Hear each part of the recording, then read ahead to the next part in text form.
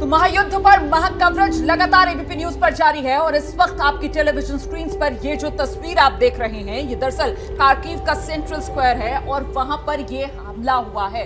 ये administrative building बताई जा रही है। इस एडमिनिस्ट्रेटिव बिल्डिंग पर अचानक से ये हवाई हमला, जिसके बाद आप देखिए जरा ये बिल्डिंग, इस पर ये हमला, उसके बाद आग का गोला और फिर धुएं का गुबार और इमारत के परखच्चे उड़ गए, आसपास खड़ी गाड़ियों के परखच्चे उड़ गए। देखिए किस तरीके से देखते ही देखते चंद सेकंडों का खेल था और पूरी की पूरी बिल्डिंग जो है वो ध्वस्त, जमींदोज, नेस्तनाबूद। ये तस्वीरें गवाही दे रही हैं किस तरीके से युद्ध छठे दिन में पहुंच गया है और ज्यादा भीषण होता हुआ नजर आ रहा है। एक बार फिर से देखिए कैसे हमला हुआ और इस सब के बीच यूक्रेन की तरफ से कहा जा रहा है कि रूस जो है अब वो रिहायशी इलाकों को निशाना बना रहा है। रूस जो है अब वो आम नागरिकों की जान के पीछे पड़ गया है और इस सब के बीच आज के दिन की युद्ध की भयावहता को बयां करती ये दो तस्वीरें। एक तरफ तो खार्कोव में जो सेंट्रल स्क्वायर पर हमला हुआ है एडमिनिस्ट्रेटिव बिल्डिंग पर, वो हम आपको दिखा रहे हैं। वहीं दूसरी तरफ वैक्यूम बम का इस्तेमाल कर रहा है रूस यूक्रेन के खिलाफ। ये दावा यूक्रेन ने किया, उसकी तस्वीर भी आप देख लीजिए जरा।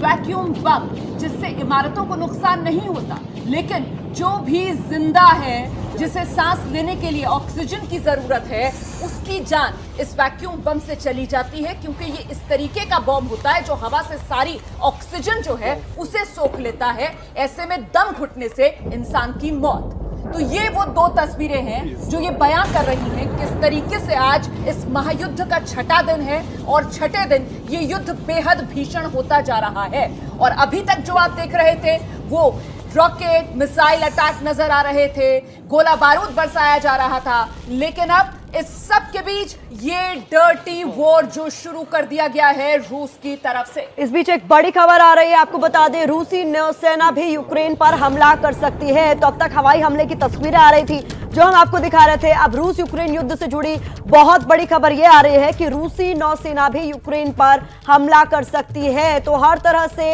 हर मुमकिन कोशिश की जा रही है किस तरीके से यूक्रेन को उसके घुटनों पर लाया जा सके, जो शर्तें रशिया की तरफ से रखी गई हैं उसे मनवाया जा सके। बातचीत से कोई हल नहीं निकला तो हर मुमकिन कोशिश रशिया कर रहा है और ये तस्वीरें बयां कर रही हैं किस तरीके के हालात है। वैक्यूम बम का इस्तेमाल रशिया की ओर से किया गया, हवाई हमले रशिया की ओर से किए गए, सेंट्रल स्क्वायर में एडमिनिस्ट्रेटिव बिल्डिंग को निशाना बनाया गया, मिलिट्री जो हेडक्वार्टर्स थे उसको निशाना बनाया गया। और इस बीच अब खबर यह आ रही है कि जो रूसी नौसेना है वो भी यूक्रेन पर हमला कर सकती है।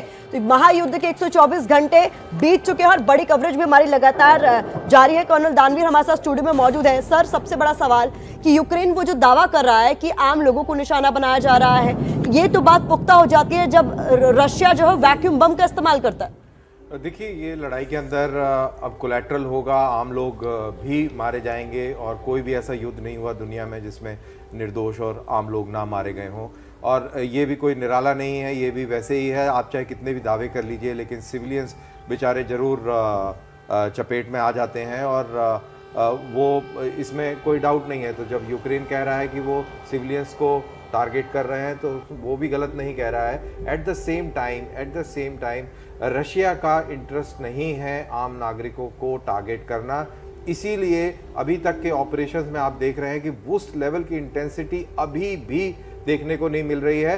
अब जरूर थोड़ी सी उसमें बढ़ोतरी दिख रही है, लेकिन अभी भी उस लेवल की इंटेंसिटी नहीं दिख रही है। यानी कि रशिया अभी भी चाह रहा है कि ये सिचुएशन को अवॉइड किया जाए, डिजास्टर को अवॉइड किया जाए। बड़ी बात कह रहे हैं यहाँ पर कि जितनी कैपेबिलिटी है रशिया की, जो रशिया कर सकता है, उस तरीके के हमले अभी भी रशिया की तरफ से नहीं किए जा रहे हैं। हालांकि कल यूनाइटेड नेशंस में आपको बता दें यूक्रेन की तरफ से बताया गया था उसके 352 नागरिक मारे गए और इस बीच भारतीय दूतावास की तरफ से कहा जा रहा है कि जल्द से जल्द वो तमाम लोग जो कीव में फंसे हुए हैं भारतीय, वो निकल जाएं, वो कीव छोड़ दें। जिस भी तरीके से हो जल्द से जल्द सभी भारतीय कीव खाली करें। कल से ट्रेनें चलना शुरू हो चुकी हैं कीव में, ऐसे में ट्रेन से या किसी भी अन्य साधन से जल्द कीव छोड़ें और जो पश्चिमी सीमाएं हैं यूक्रेन की उस तरफ पहुंचे। अभी भी फंसे हुए हैं करीब 18,000 भारतीय यूक्रेन में। हम सीधे रुक करते हैं, हमारे साथ लगातार दो खास मेहमान कर्नल दानवीर तो स्टूडियो में ही हमारे साथ मौजूद हैं और साथ ही रक्षा विशेषज्ञ जनरल सोई भी लगातार हमारे साथ बने हुए हैं। जनरल सोई, ये भारतीय जो फंसे हुए हैं यूक्रेन में, जाहिर सी बात है इनको लेकर भारत सरकार की प्राथमिकता है कि किसी तरीके से सुरक्षित बचाया जाए। और अभी अभी जो खबर आई थी सर कि रूसी नौसेना ने भी हमले की तैयारी कर ली है। हमने देखा था किस तरीके से ओडेसा के अंदर जो यूक्रेन का नेवल बेस था उसे रशिया पहले ही खत्म कर चुका है। तो फिर नौसेना भी अगर रूस की तरफ से हमला करेगी तो यूक्रेन तो पूरी तरीके से वल्नरेबल यहां पर नजर आ रहा है।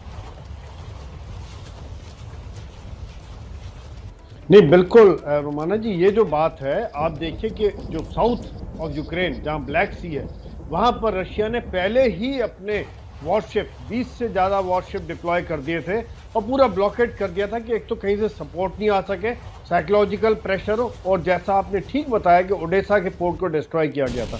अब जो हमला है, मैं ये कह रहा हूँ जो बातचीत फेल हुई है उसके बाद रशिया जैसे ऑल आउट जा रहा है। ये जैसे भी आप इमेज दिखा रहे हैं स्क्रीन पर, जो इमेज है आप सोचिए कितना भयावह बॉम्ब है, कितने बड़े बड़े मिसाइल दागे जा रहे हैं और उसका जो इम्पैक्ट है, शॉक इफेक्ट है। और साउथ से, सी से भी हमला करने का यही उद्देश्य है कि आपको वहां से भी नहीं छोड़ा जाएगा, नॉर्थ से, ईस्ट से, वेस्ट की तरफ तो नहीं है, पर नॉर्थ, ईस्ट और साउथ तीनों तरफ से जो है यूक्रेन के ऊपर हमला जो है वो दिखा रहा है कि रशिया का अपना जो थॉट है कि हमने तो उसके बिना मानना नहीं है, आप यहाँ पे पलट करके रहना है। अगर बातचीत से मान जाए तो नहीं है, तो बातचीत के लिए तैयार हो जाओ, नहीं तो इसी प्रकार से बर्बादी होती रहेगी। तो जो दूसरी बात आपने कही कि कीव से जो भारतीय स्टूडेंट को निकालने का है, क्योंकि वहां पे एक तो बमबारी इतनी हो रही है, कहीं भी उनको वो सकता है कैजुअलिटी हो सकती है। दूसरी बात, वहां पर भी राशन, पानी और लॉजिस्टिक्स की भी कमी होती जाएगी। जिस प्रकार से घेरा पड़ा हुआ है, बच्चों के लिए बहुत मुश्किल हो जाएगी, उनको निकालना मुश्किल हो जाएगा। बसें कैसे चलेंगी? आज तो अभी भी बस और ट्रेन चल रही है, कब तक चल पाएगी? बिल्कुल आप ठीक कह रहे हैं जनरल सोई की कुल मिलाकर जो भारतीय वहां फंसे हुए हैं उनको लेकर चिंता लगातार बरकरार है, इसीलिए उन्हें कहा जा रहा है कि जल्द से जल्द वो कीव छोड़ दे। तो युद्ध भूमि की ये सबसे ताजा तस्वीर इस वक्त जो आप टेलीविजन स्क्रीन पर देख रहे हैं, दरअसल ये यूक्रेन की राजधानी कीव है। और देखिए जरा किस तरीके से हर तरफ कीव में सिर्फ तबाही के निशान ही नजर आ रहे हैं। कर्नल दानवी, ये तस्वीरें इन्हें देखकर बेचैनी बढ़ती है। ये बहुत ही जबरदस्त वीडियो है इस हमले का, इस हमले के बाद का।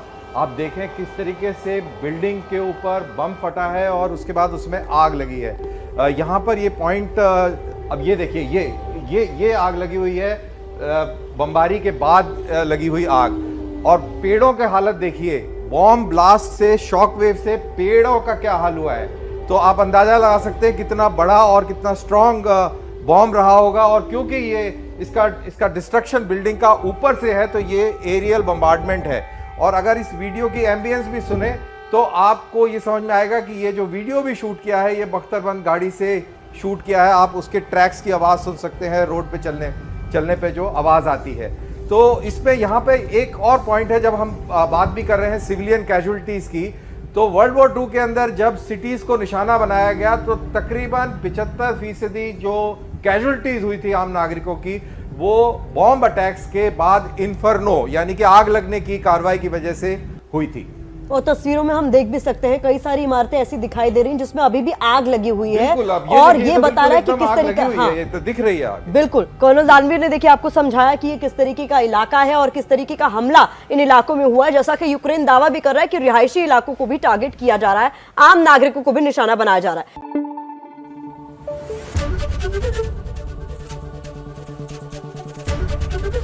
एबीपी न्यूज आपको रखे आगे।